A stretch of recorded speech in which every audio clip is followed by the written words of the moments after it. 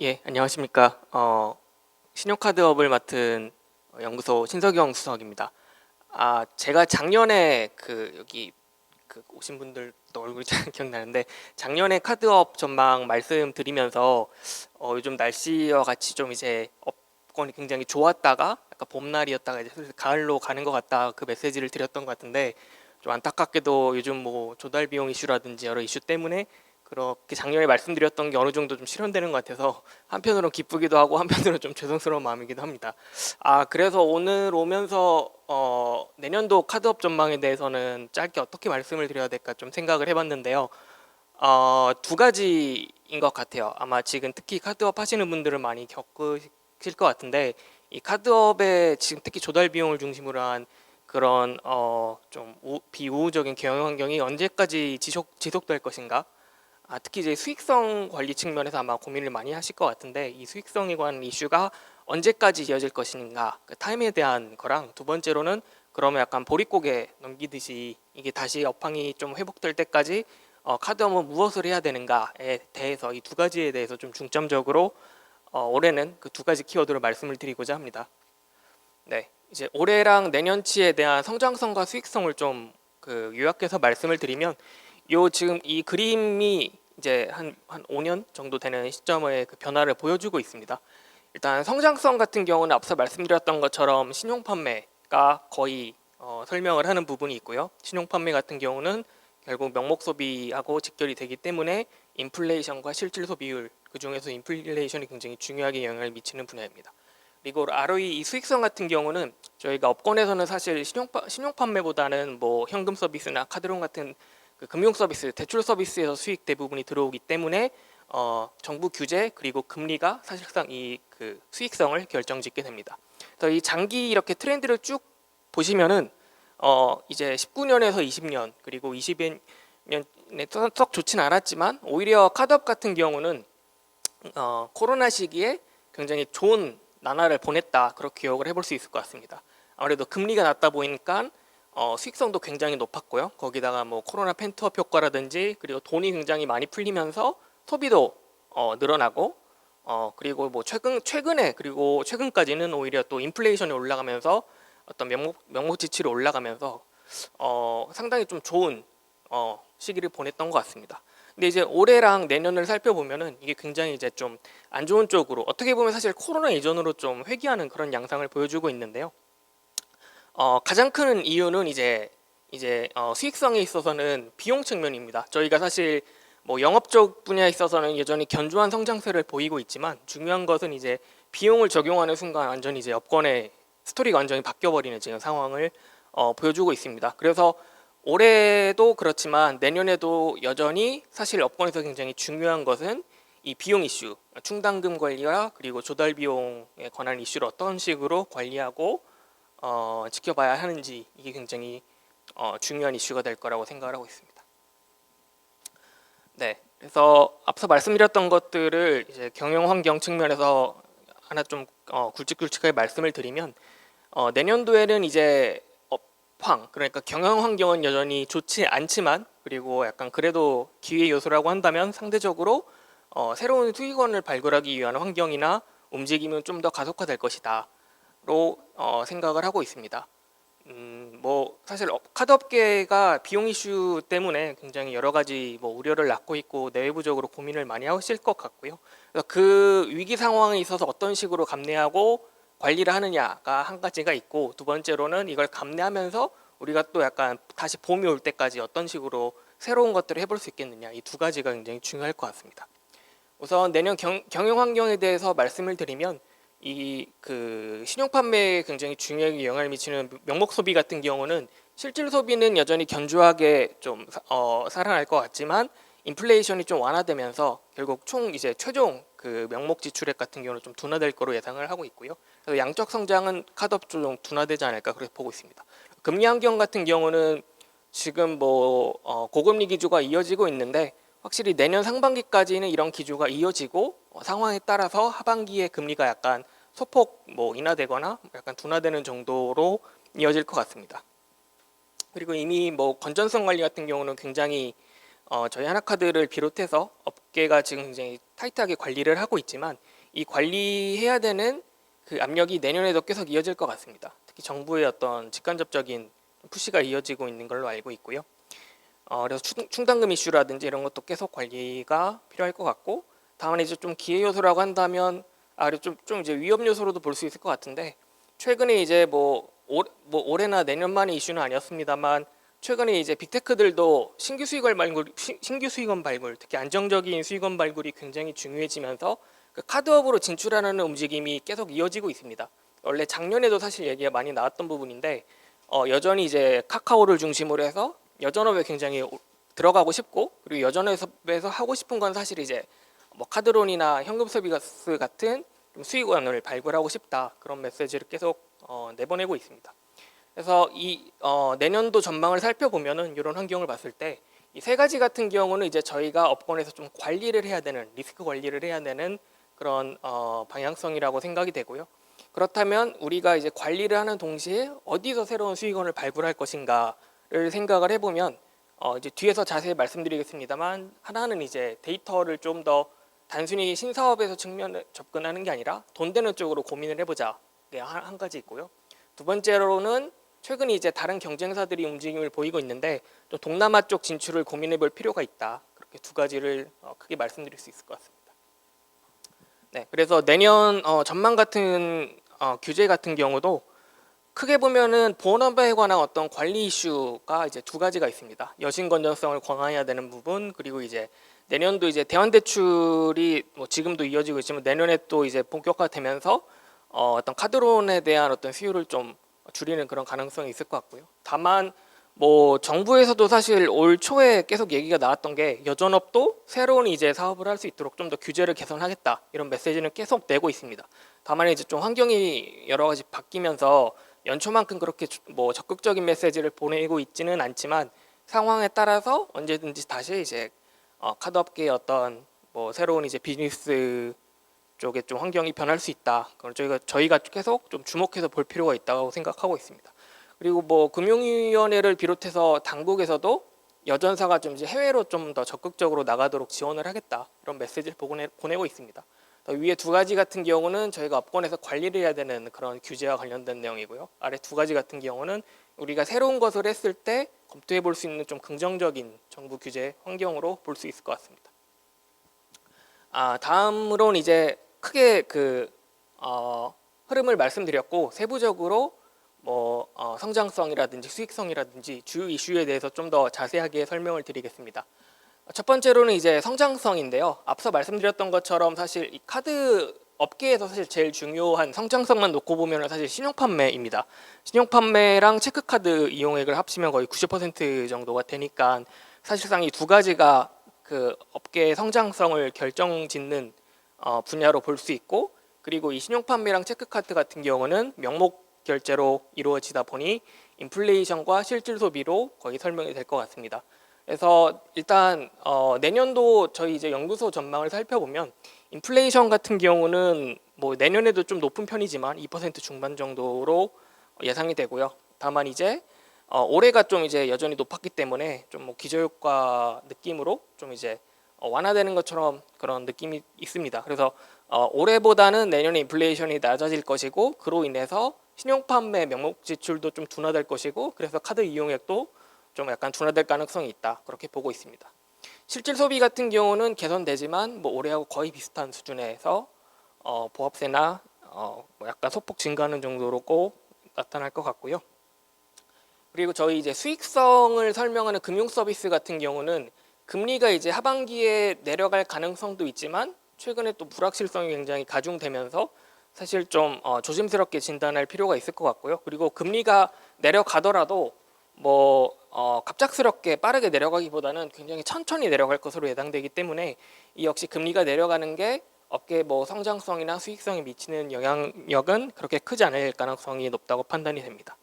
내년도 카드 이용액을 보시면은 이제 네, 뭐 올해 사실 좀 많이 좀 꺾이지 않을까 예상은 하고 있고요.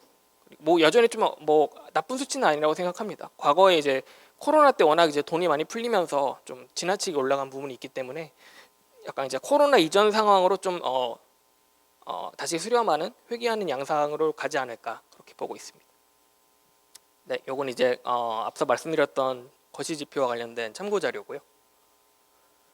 두 번째 이제 수익성 부분인데, 수익성 부분 같은 경우는 저희가 이제 영업 활동에서 오는 이슈보다는 비용 쪽에서 오는 이슈가 굉장히 클 것 같습니다. 여전히 카드론이라든지 아니면 뭐 신용 판매라든지 여전히 수요는 견조하게 이어지겠지만, 저희가 그것보다 사실 수요 쪽보다 중요한 건 이제 비용 측면이라고 생각이 되고요. 비용 측면에서는 이미 뭐 굉장히 많은 관리를 하고 계시겠지만 두 가지가 내년에도 중요해질 것 같습니다. 첫 번째로는 이제 충당금 이슈인데, 충당금도 도대체 언제까지 쌓아야 되느냐, 얼마나 쌓아야 되느냐, 이 이슈가 있고, 두 번째로 조달 비용도 지금 이게 이미 사실 상반기 때 꽤나 이제 많이 영향을 받으셨을 텐데, 이게 언제까지 어느 정도 영향을 미칠 것이냐, 이게 좀 관리 측면에서 굉장히 중요해질 것 같습니다.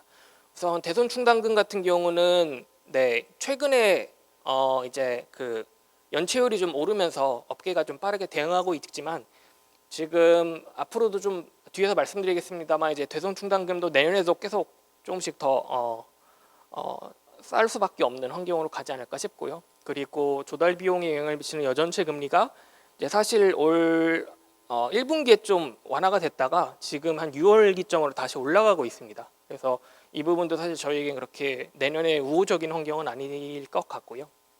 그래서 이런 비용 측면을 좀 중점적으로 고려를 했을 때 내년도 이제 수익 같은 경우는 순수익 같은 경우는 올해하고 비슷하거나 약간 소폭 좋아지는 정도로 그렇게 지금 예상을 하고 있습니다.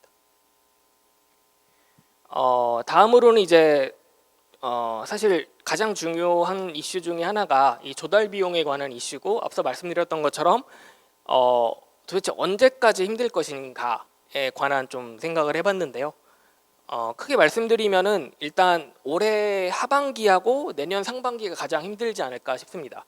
그리고 내년 하반기부터는 좀 이제 보릿고개를 넘어서 이 비용 이슈가 좀 어느 정도 축소되지 않을까 그렇게 생각을 하고 있습니다. 그 근거에 대해서 말씀을 드리면, 저희가 이제 카드업 같은 경우는 더 잘 아시겠지만 장기채의 조달 비중이 굉장히 높으시잖아요. 그리고 또 이게 대략 한 3년 정도 주기를 보인다고 봤을 때, 이제 우리가 3년 전에 빌렸던 채권의 만기액이랑 금리 수준이 현 시점에서 도래했을 때 어느 정도의 부담으로 다가오는지를 고민을 해보면 될 것 같습니다.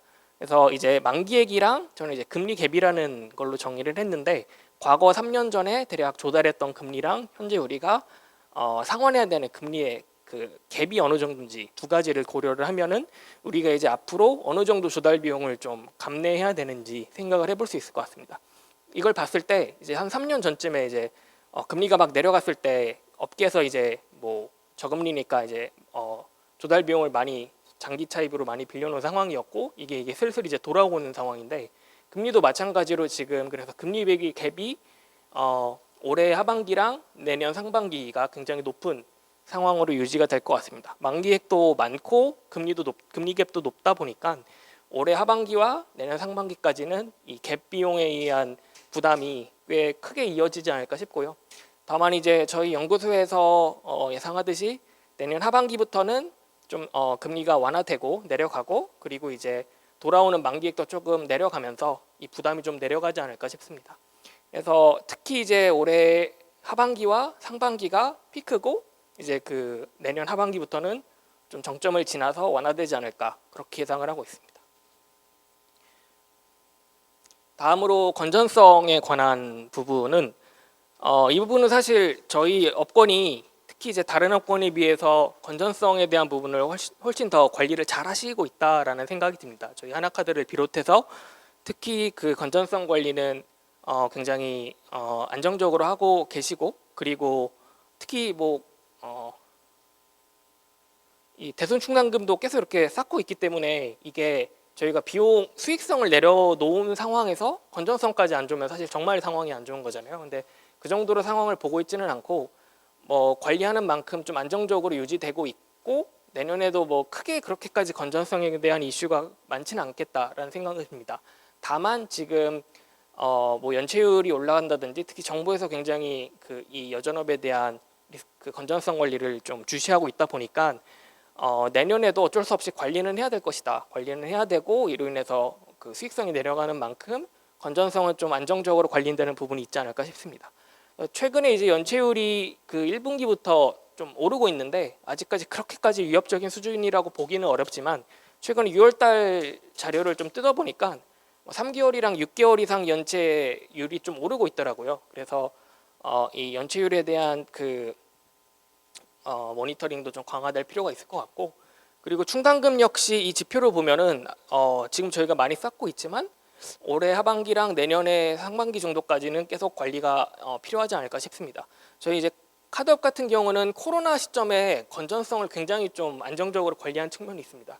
그래서 여기 보시는 것과 같이 대손 충당금 적립 비율이 오히려 여신 비율보다 굉장히 높게 지금 유지가 될 만큼 좀 안정적으로 이어지다가 최근에는 지금 연체율이 상승하면서 지금 이게 좀 오히려 내려간 수치에 있습니다. 그래서 다시 이걸 올리는 상황으로 만약에 가야 한다면 충당금도 다시 올라가야 되지 않을까 그렇게 예상을 하고 있습니다. 네, 그래서 앞부분에 대한 성장성과 수익성 같은 부분은 저희가 이제 안 좋은데 언제까지 안 좋고 그리고 어떤 식으로 관리를 해야 되는지에 대해서 말씀을 드렸고요. 그래서 내년 한 상반기까지가 좀 피크가 아니겠는가, 하반기부터는 좀 풀리지 않을까 그렇게 말씀을 드렸고요. 다음으로는 그동안 우리가 리스크 관리랑 이제 수익성 관리를 하는 동시에 새로운 또 뭔가를 우리가 또 고민을 해볼 필요가 있다. 그래서 그 아이템에 대해서 좀 말씀을 드리려고 합니다. 사실 이 데이터와 관련된 부분도 저희가 뭐 업권에서 하루 이틀 한 게 아니라 굉장히 오래전부터 노력을 하고 계시고 저희 하나카드도 굉장히 많이 이제 노력을 하고 계신 걸로 알고 있는데, 올해 이 데이터 사업과 관련된 핵심 포인트는 많지는 않더라도 데이터를 통해서 우리가 돈을 좀 벌어보자. 그냥 단순히 새로운 어떤 사업 모델로만 유지하는 게 아니라 진짜 한번 돈을 좀 벌어보는 비즈니스 모델을 발굴해보자. 이런 움직임이 좀 가속화되지 않을까 싶습니다.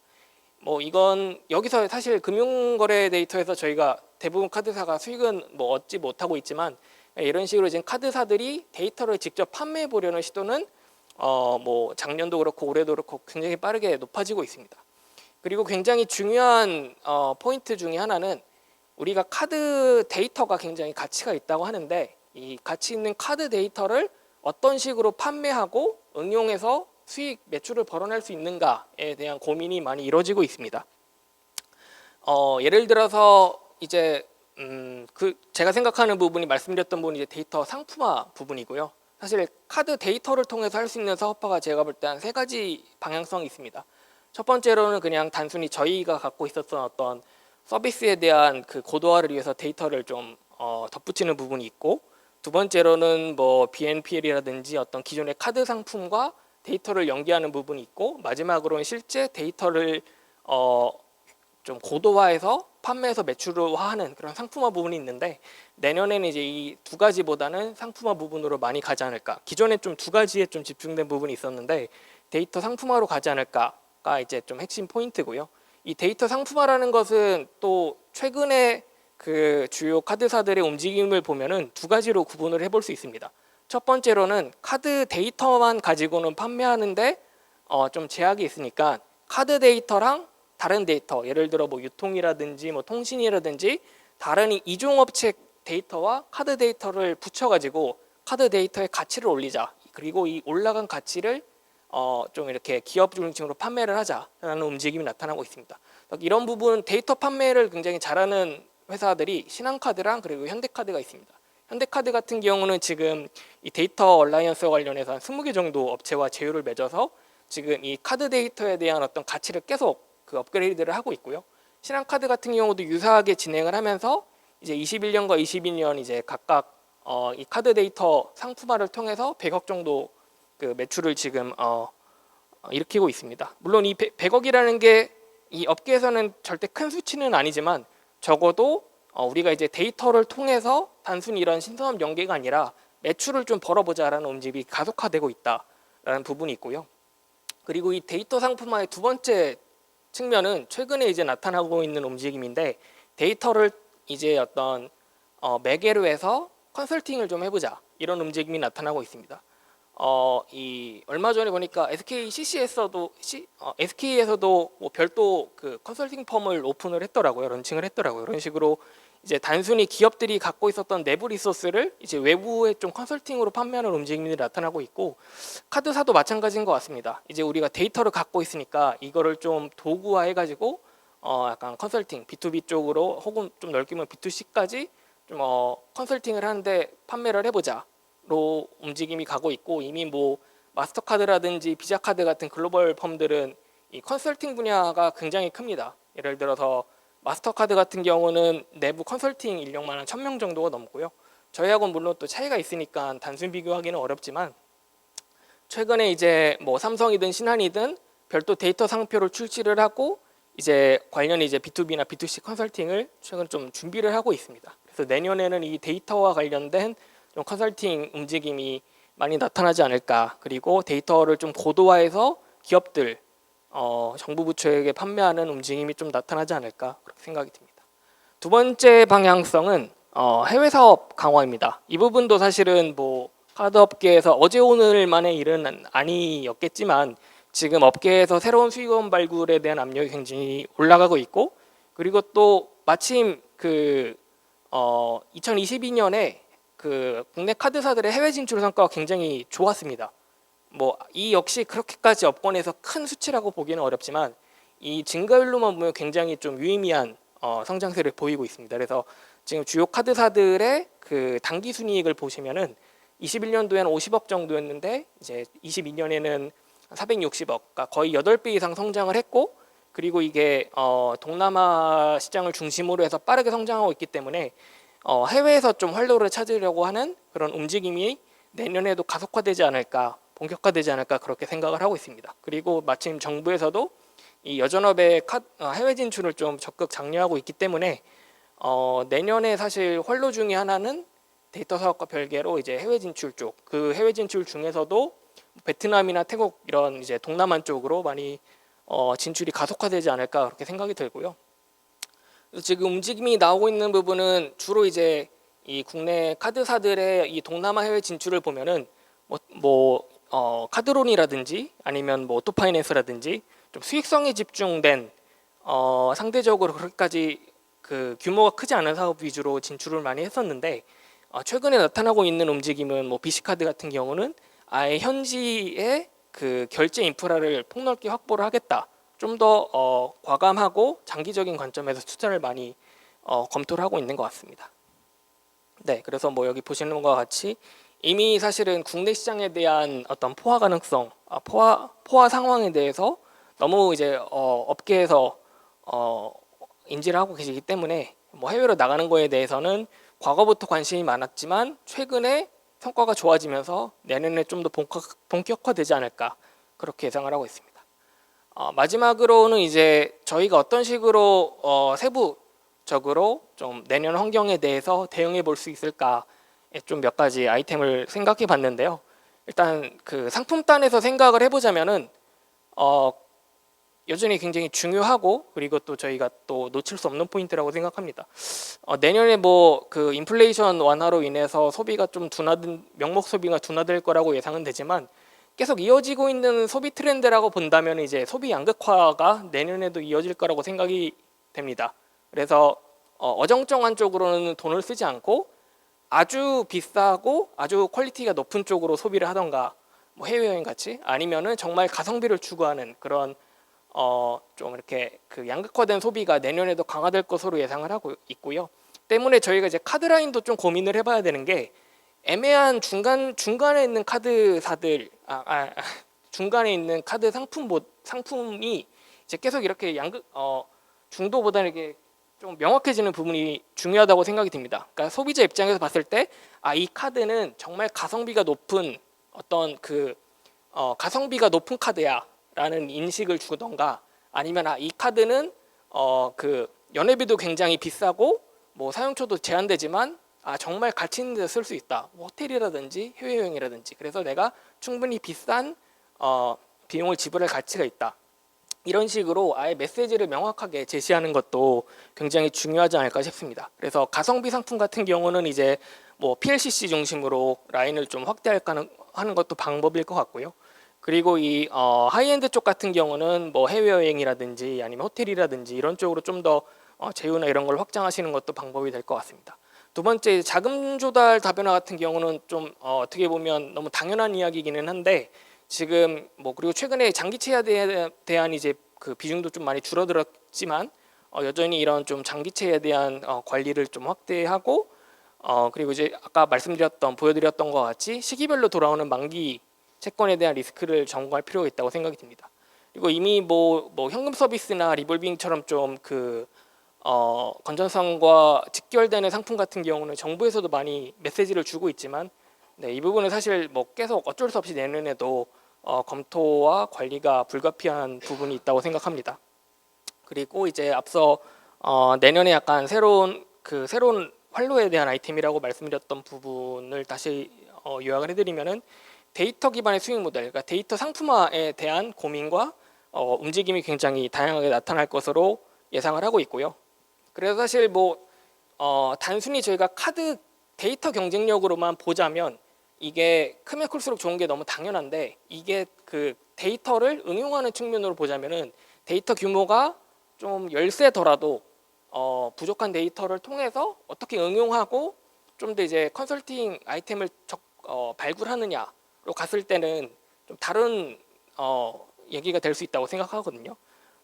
때문에 상대적으로 데이터 규모가 크지 않더라도 이 데이터 가공 역량이랑 응용 역량을 통해서 극복할 수 있는 부분이라고 생각이 듭니다. 그래서 뭐 대기업이나 아니면 소상공인 중심으로 하는 그런 컨설팅도 한번 검토를 해보는 것도 의미가 있다고 생각이 들고요.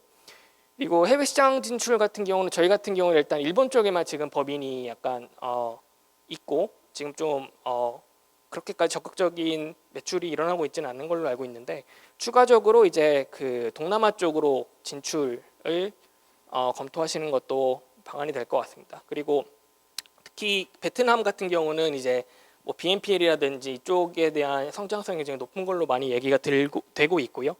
그리고 뭐 동남아 같은 경우는 상대적으로 아직까지 현금 의존도가 굉장히 높고 네 때문에 그런 각국의 그 지급 결제 특성을 고려해서 다양한 상품들을 좀 검토해 볼 수 있을 필요가 있을 것 같습니다. 아니면 현지 상황 규제에 따라서 현지 이제 업체를 인수하는 것도 여건에 따라서는 검토를 해볼 수 있을 것 같습니다. 네, 카드업은 이상 발표 마치도록 하겠습니다. 네, 감사합니다.